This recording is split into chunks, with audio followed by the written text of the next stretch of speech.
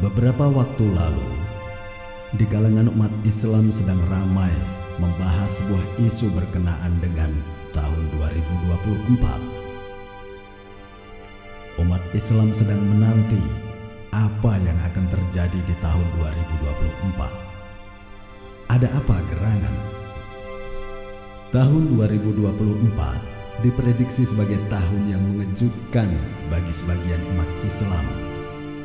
Tahun ini disebut-sebut sebagai tahun krusial. Apa yang akan terjadi di tahun itu? Menurut isu yang beredar dari para ulama, diprediksikan tahun 2024 adalah tahun di mana akan muncul seorang mujaddid atau pembaharu yang mencerahkan agama Islam dan mengembalikan dari penyimpangan-penyimpangan menuju kepada ajaran Islam yang otentik, asli, dan benar.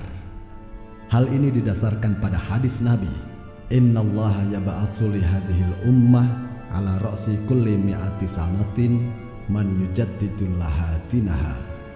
Rasulullah Shallallahu alaihi wasallam bersabda, "Sesungguhnya Allah mengutus untuk umat ini pada setiap akhir 100 tahun orang yang memperbaharui untuk umat agama mereka." Hadis riwayat Abu Daud. Waktu 100 tahun menurut para ulama dihitung sejak tahun pertama perhitungan kalender Hijriah, yaitu ketika pertama kali Nabi Muhammad SAW hijrah dari Mekah ke Madinah. Dan dalam menafsirkan hadis tersebut, para ulama terbagi dalam dua pendapat.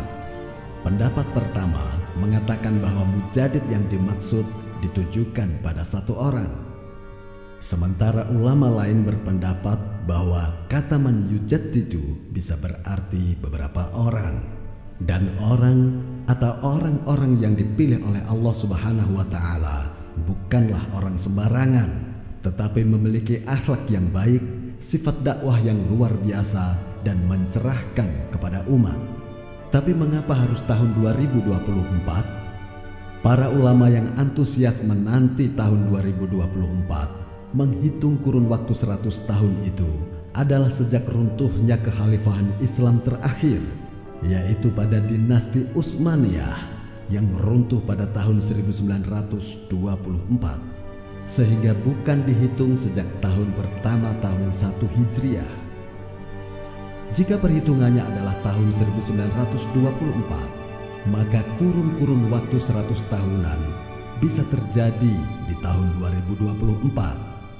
Salah satu ulama yang memprediksi itu adalah Wakil Rabithah Agama Palestina, Syekh Abu Bakar Al-Awawidah. Syekh Abu Bakar adalah seorang ulama Palestina yang dipenjara di Israel. Dalam mengisi hari-harinya di penjara Israel, beliau melakukan riset, meneliti dan mengkaji Al-Quran dan hadis serta kitab-kitab Ahlus Sunnah. Dalam munajatnya dan dalam penelitiannya, beliau sampai pada kesimpulan bahwa insya Allah di tahun 2024 akan terjadi syarifatul Islam, yaitu kemunculan seorang pembaharu agama yang menerangkan, menjelaskan agama ini secara benar dan berdakwah meluruskan agama-agama yang sudah diselewengkan atau disamarkan, kemudian mengembalikannya lagi pada semula. Orang tersebut akan ditentang, dihina, dicaci maki, bahkan dikejar-kejar, namun beliau tetap tegar dalam dakwahnya. Orang itulah yang akan menjadi pemantik kebangkitan Islam secara global. Hal itu beliau katakan ketika menjadi pembicara di forum masjid di Masjid Jogokarian, Indonesia beberapa waktu lalu setelah terbebas dari masa tahanannya di Israel. Syekh Abu Bakar mendasarkan keyakinannya kepada perhitungan tahun 2024 itu sebagaimana dikemukakan di atas. Dan beliau berkeyakinan akan munculnya seorang mujaddid itu berasal dari Indonesia, berdasarkan hadis yang mengatakan bahwa sang mujaddid itu berasal dari arah timur dan membawa panji-panji la ilaha illallah, mendakwahkan kepada tauhid yang benar. Jika kita telaah pendapat Syekh Abu Bakar tersebut dan kemudian mengamati apa yang terjadi di Indonesia belakangan ini, maka salah satu nama yang sedang muncul adalah Kiai Haji Imaduddin Utsman Al-Bantani. Beliau adalah seorang ulama yang sangat berbeda dari ulama lainnya selama kurun waktu 100 tahun ini. Beliau menghadirkan pembaharuan yang nyata, jelas, dan yang tidak disadari oleh umat Islam di Indonesia. Beliau mengembalikan Islam kepada ajarannya yang awal, yaitu tanpa kasta dan perbedaan berdasarkan keturunan Nabi. Beliau mencetuskan Islam yang lepas dari perbudakan, penjajahan, pengabdian berdasarkan darah atau keturunan dari seseorang. Beliau adalah orang yang berani mengatakan bahwa para keturunan Ba'alawi adalah orang-orang yang hanya mengaku keturunan Nabi, padahal setelah diteliti bukan keturunan Nabi.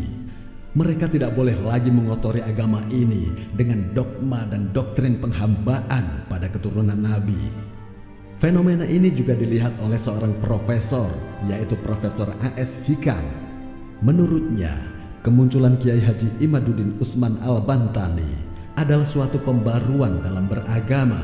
Kemunculan seorang pemikir Islam yang luar biasa, dan pemikiran ini haruslah diapresiasi, bahkan harus didorong ke luar negeri, yaitu dunia internasional, agar menjadi inspirasi pembebasan Islam bagi dunia Islam internasional.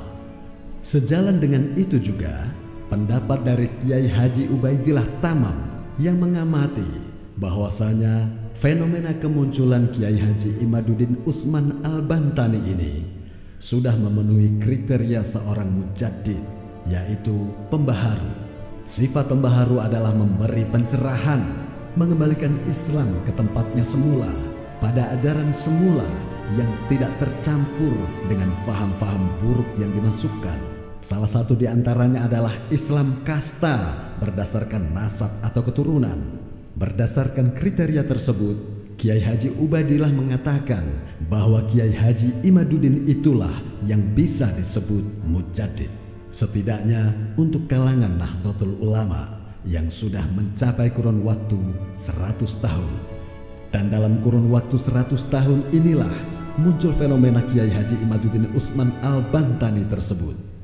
Dan berdasarkan keterangan dari Syekh Abu Bakar Al-Awawida, kedatangan mujaddid tersebut adalah di tahun 2024, yang sebentar lagi kita akan memasuki tahun tersebut bersamaan dengan makin berkibarnya nama Kiai Haji Imaduddin Usman Al-Bantani. Mudah-mudahan apa yang diprediksi dan diyakini oleh para ulama tersebut benar adanya. Demikian TWOK mengabarkan.